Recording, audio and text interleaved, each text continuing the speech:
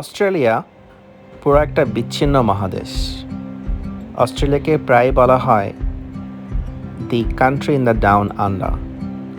এই বিচ্ছিন্ন মহাদেশের যে অল্প কিছু মানুষ আছে তারা বেশিরভাগই কোস্টলাইন থেকে মাত্র 10 থেকে 50 কিলোমিটারের মধ্যে থাকে। আমরা আজকে আছি বুলাইয়ের মাউন্ট কেইরা লুকআউটে। এটা সিডনি থেকে 50 কিলোমিটার দক্ষিণে স্ট্যানওয়েল টপস থেকে আরেকটু দক্ষিণে গেলেই বুলায় নামে একটা জায়গায় অবস্থিত। সুন্দর এই ছিমছাম শহরটি সমুদ্রের তিল ঘেঁষে যে স্লোপ পাহাড় আছে তার পাদদেশে অবস্থিত। আর মাউন্ট কেইরা লুকআউট থেকে এই টোটাল জায়গাটা অনেক সুন্দর করে দেখা যায়। আমরা বন্ধুরা মিলে আমাদের সাউথ ট্যুরের একটা পার্টে প্রায় শেষ পর্যায়ে সেখানে গিয়েছিলাম।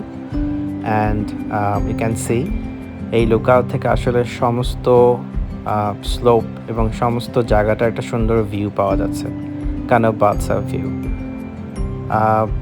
আমরা যখন বাংলাদেশে কোনো সমুদ্র বা কোথাও যেতে চাই, আমাদের কাছে অপশান অনেক সীমিত। কক্সবাজার আর কুয়াকাটা আর চিটাগাংয়ের পতেঙ্গা।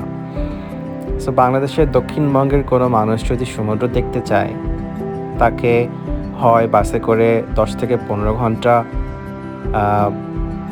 কাটানোর পর সমুদ্রে যেতে হবে, কিংবা বাই এয়ারেও প্রায় 1 ঘন্টা গিয়ে সমুদ্র দেখতে হবে। সিডনিতে থাকার একটা ভালো জিনিস হচ্ছে আপনি সিডনি শহর থেকে 10-20-30 মিনিটের মধ্যে একটা সুন্দর সি বিচে চলে যেতে পারেন। খুব সুন্দর ছিমছাম এই শহরের মানুষগুলো দেখে তাই মাঝে মাঝে হিংসা হয়। তারা চাইলেই সমুদ্রে যেতে পারে, সমুদ্রে কিছু সময় কাটাতে পারে, and that's the part of their life.